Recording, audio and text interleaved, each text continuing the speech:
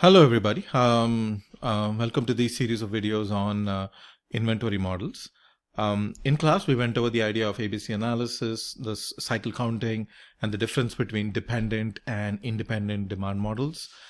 So what I'll be doing in these series of videos is we'll go over the different types of models that exist. Right? So, like I said, we went over the importance of inventory management, the different types of inventory that exist, the idea of ABC analysis, how is holding cost calculated. We went over a lot of that stuff in class.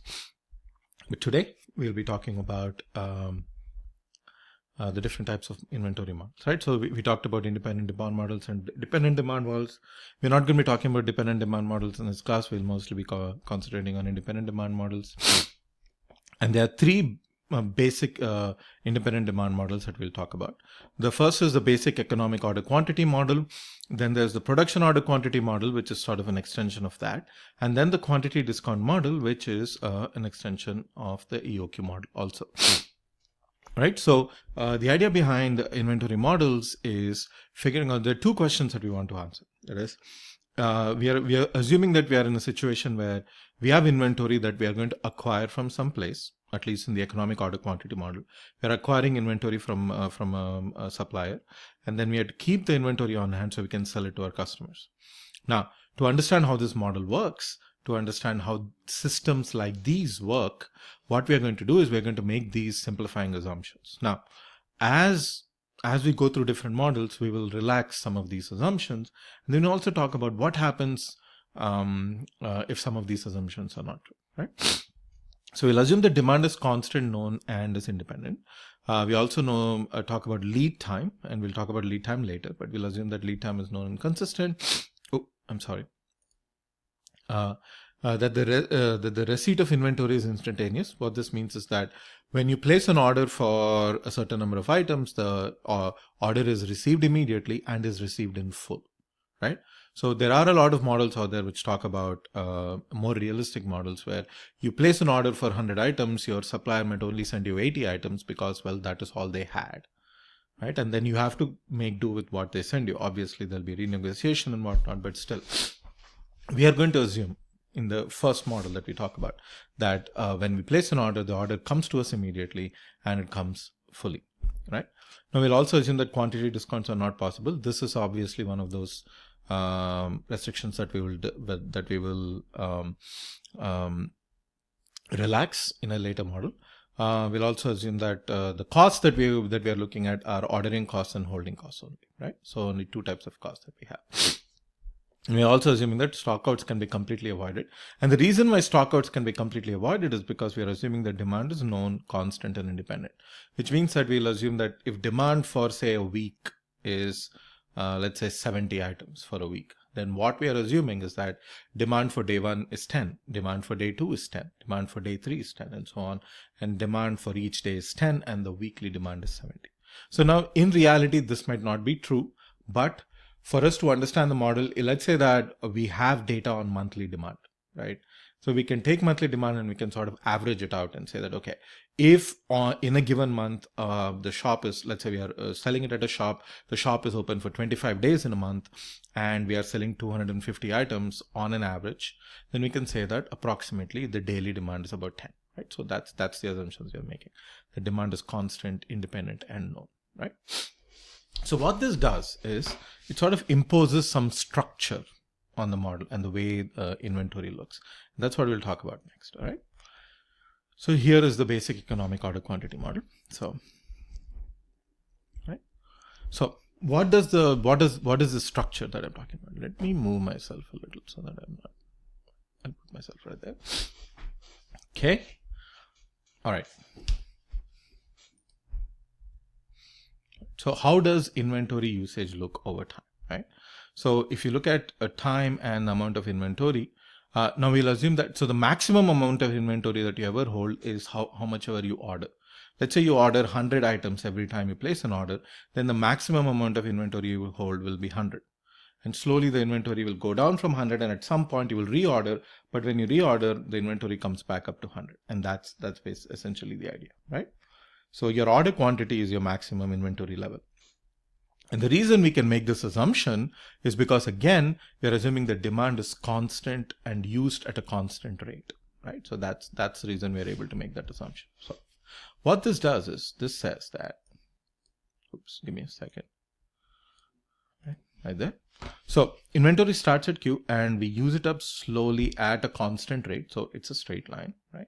So that's how inventory is used up. And because we know exactly when the inventory will get used up, hang on, I think I pressed something by mistake. All right. Because I know exactly the rate at which I'm going to be using up my inventory, I can time the order, because remember, once you place an order, the order comes back up immediately, right? And so demand is used up at a constant rate, and you can time it such that you can place your order as soon as the inventory reaches 0, and immediately you have Q items again, like this. Oops. And then the same cycle continues. And so this is what your inventory looks like. If you order the same amount every time, and then you use up your inventory at a constant rate. Now, this is obviously an oversimplification of what happens in real life, but it is a good first step at understanding how these systems work, right? Okay, so your order is received in total, and your inventory maximum inventory is Q. But because they're all triangles and they're all right triangles, the way they are, you can say that average inventory on hand, on an average, if you average out the total inventory, it will be half of Q. So whatever your Q was, it will be half of that, right? And that's something to keep in mind.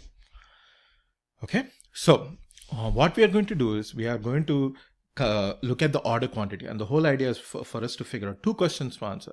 How much should we order? That's the first question that we'll answer. Second question that we'll answer is, when should we order next, right? When should we order and how much should we order? These are 2 big questions. And to do this, what we're going to do is we will write out the total cost that is incurred as a function of the amount of the order quantity. So the number of items that you order, right? So if you assume that the order quantity is Q, the objective is to minimize the total cost. And this is what the total cost will look like. And you'll see why, and we'll see that later. All right. So the setup cost is going to look something like this. So as the order quantity increases, the order cost is going to go down. So what is order cost? So this is important for us to understand. What is the order cost, right? So order cost is when you place an order. So let's say that you call somebody or you go online, you place an order. There is a fixed cost that you pay just to place the order. Now, what kind of cost can this be? This could be that, let's say that you are ordering from a vendor. The vendor might have a fixed vendor fees. The vendor might have a fixed delivery fees, right? Vendor might have some paperwork fees. So there are also all these sorts of fees that you incur only when you place an order, right? This is not based upon the number of items that you order. It is only based upon the fact that you are placing an order, right? So that is called an order cost. Sometimes it's also called a setup cost, but we will also call it the order cost, right? So as the order quantity increases, right? As the order quantity goes up, your order cost is going to go down. And why is this? Because we're assuming that annual demand is fixed. So if you're ordering more and more each time you place an order, you're going to order fewer times. If you're going to order fewer times, your ordering cost is going to be lower, right? And now the other important cost other than the order cost is the holding cost, right? And the holding cost will go up with the order quantity, because the more you order each time you place an order, going back to the previous chart here, if you order more, then your average inventory on hand is going to be higher. So you're going to pay a higher holding cost. So you're holding it for longer. You're holding more items, so you're going to pay higher holding costs. And that's the thing. So that's the push and pull that you have here. If you order if you order a very large amount, your setup cost might be low, but your ordering cost is going to be high, right? So you have to find the balance between the two. And that is what we're going to notice, right? So if you calculate the total cost is going to look something like this. And you'll notice at the point where the total cost is the lowest is the point where these 2 costs are exactly equal to each other, where your ordering cost and your holding cost will be exactly equal to each other, right? And that is your optimal order quantity, the EOQ, or the economic order quantity. And that's what we're trying to find out, all right? Okay.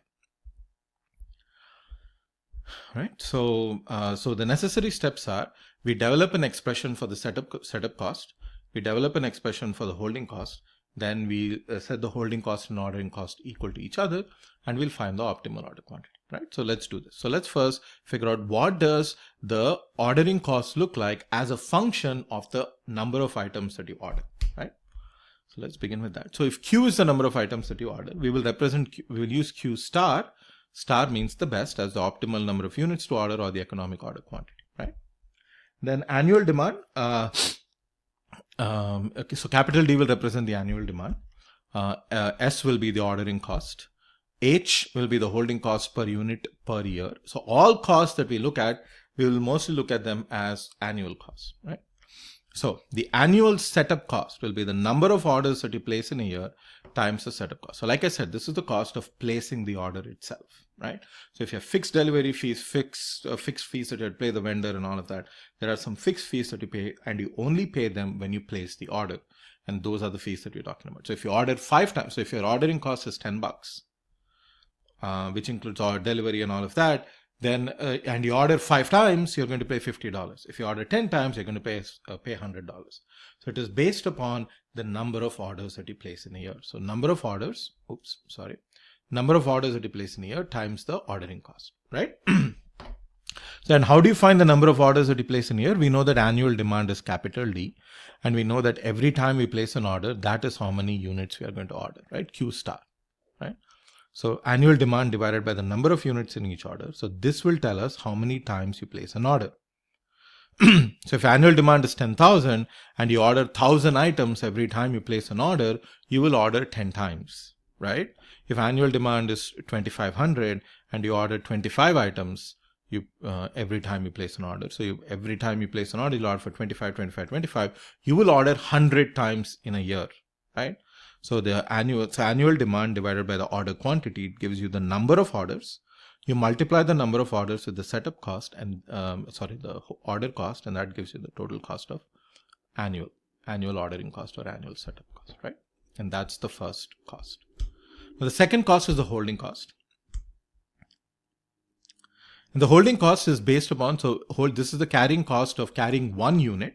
But how many units do we carry throughout the year? So on an average, we carry Q over 2, right? So remember that order quantity is Q. So Q over 2 is the average inventory that we were carrying. So on an average, we carry Q over 2 times the holding cost per unit.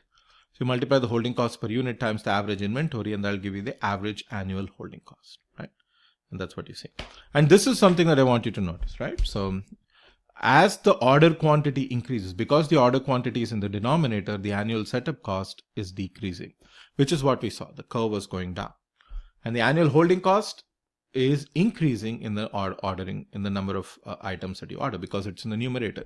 If the value of Q is higher, the holding cost is going to be higher. And because this is linear, you saw that it was a straight line. And these two values being equal to each other is where you're going to minimize the total cost. And that is what we're trying to find out. So optimal order quantity is found by setting these two costs equal to each other. So you must set D over Q times S is equal to Q over 2 times S. And we solve for Q because that's what we're trying to find out. How many items should we order every time we place an order, right? And solving for Q star, this will be multiply on both sides. So it will be 2 times D times S will be Q times Q. So Q square over H. So Q square is equal to 2DS over H. And Q star, the optimal order quantity, is the square root of 2 times D times S over H, right? And this is the famous EOQ formula, and this is used very widely all over industry. It's a very simple formula based upon a lot of simplifying assumptions, but it is a really, really useful and very good starting point for doing a lot of these inventory models, right? So let's look at an example. Let's say that Sizerd Sharping, Sharping is a company that has a demand of 1,000 hypodermic needles that they need to order. And the cost of placing an order is $10 per order. So every time they place an order, they have to pay $10. So this includes the online fees, the delivery fees, and all the other fees that you have to pay. So it's $10 per order. And holding cost is 50 cents per unit per year, right? So with this, we can calculate our optimal order quantity, right? So optimal order quantity is square root of 2 times D times S over H. And we can calculate that, and the optimal order quantity is 200. What does this mean? This means that every time they place an order, they should order for 200 items. And if annual demand is 1000, they will order 5 times, right? 200, 200, 200, 200, they will order 5 times for the total 1000 units in a year, right? And that's basically the idea. So the number of orders is D over Q star, which will be 5 orders per year, right? And what is the time between orders? So the time between orders, now for this, we will assume that there are 250 working days per year. So in any given year, so Sharp will be open for 250 days. So the number of working days per year divided by the expected number of orders. So if you're ordering 5 times in a year and there are 250 working days in a year, you will order every 50 days. So you'll order at the beginning of the year, then you'll order 50 days later, 50 days later, 50 days later.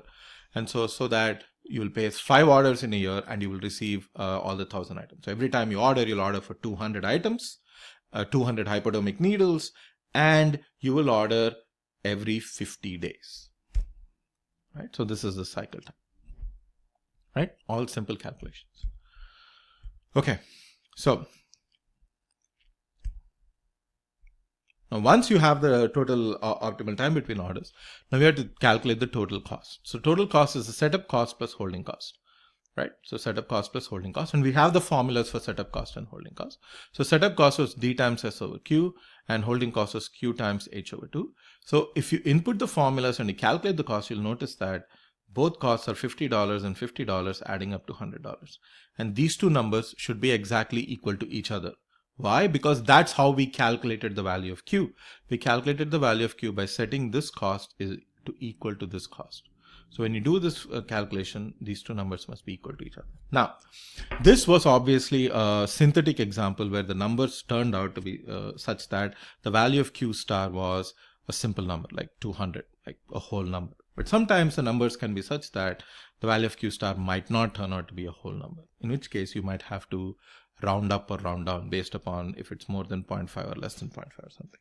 So if you're doing any sort of rounding, then you will notice that these two costs won't be exactly equal to each other. They'll be very close to each other, but not exactly the same. And that's okay. Because in real life, when you place an order, you cannot order 200.5 hypodermic needles, for example. 200.4. You will have to round it down or round it up based upon what the decimal place is. Right.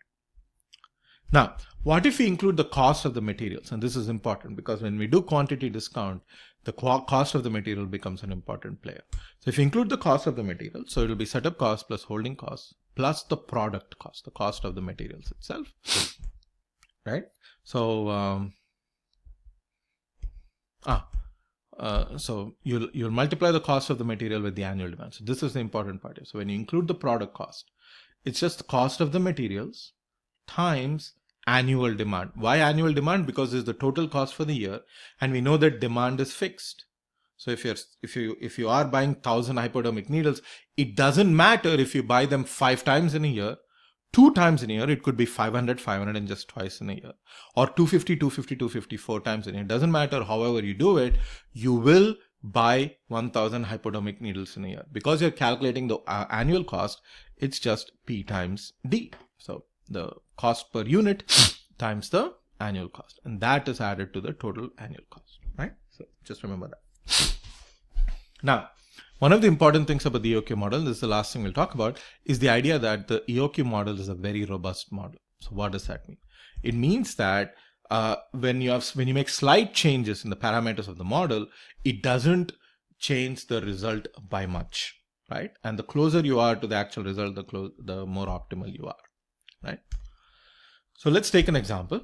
Say, for example, the optimal order, let's determine the optimal time between orders. So let's say annual demand is 1000, holding cost is 10, and holding cost is 50 cents, ordering cost is $10. So this is what we saw with the hypodermic needle. So the optimal order quantity was 2000. Now let's say that everything else remaining the same. The annual demand is, instead of being 1000 is 1500. If the annual demand is 1500 instead of 1000, what you will notice is that the optimal order quantity is now going to be different. So it will be 244.9. So remember here, we are going to keep the decimal for the time being, but in reality, if you were actually going to do this, you would just round this up to 245, right? Anyway, so with the old cost, the total cost will be $125, right? Because if the demand is 1500 and you're still ordering 200 units per year, 200 units, the ordering cost will be higher than the holding cost, and then the total cost will turn out to be $125. But if you use the optimal order quantity, which is 244.9, you will notice that the total, the slide didn't show this, but the total cost turns out to be $122.50. So it'll be $122.50, right? So it's just 2% less than the total cost of $125. So even though the optimal order quantity was 244, if you stuck with the old ordering quantity of 200, you would not be that far away from the actual optimal order quantity, optimal cost. It cost you more for sure, but it won't cost you that much more that will break your bank, right? And that's the idea of that the model is robust. So if there are small changes in the parameters, you can still stick with the same answer, and your answer will be close enough to the right answer, right? Okay. Oh, right. I forgot. We have to talk about reorder point. This video is already 20 minutes, but I'll talk about reorder point and then we'll end here. Right. So here we are assuming that once you place an order, the order arrives to you instantaneously, right? But what if that doesn't happen? What if once you place an order, it takes a little bit for the order to arrive? Now we will assume initially that the time it takes for the order to arrive is fixed. Now this is not a bad assumption to make. Say for example, if you go online, say on Amazon, and you buy something and you have Amazon Prime, you know that you'll get it in 2 days, right? So 2 days, that's a fixed amount of time that it's going to take you to get. So assuming that the time it takes for order to arrive as a fixed number is actually not a very simplifying assumption. In most real life cases, that might actually be true, right? So this is what happens.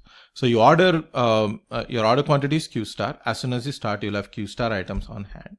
And slowly use up these items as time goes on, and slowly it goes to 0. And because we are assuming that it goes at a constant rate, we know how this thing works. Now, if the order, once we place an order, the order is going to take a little bit of time for us to arrive, then we can plan it in such a way that we place an order at some point in time such that by the time when the order arrives, your inventory has just become 0. Now, why is this true? Why not just order way early in advance?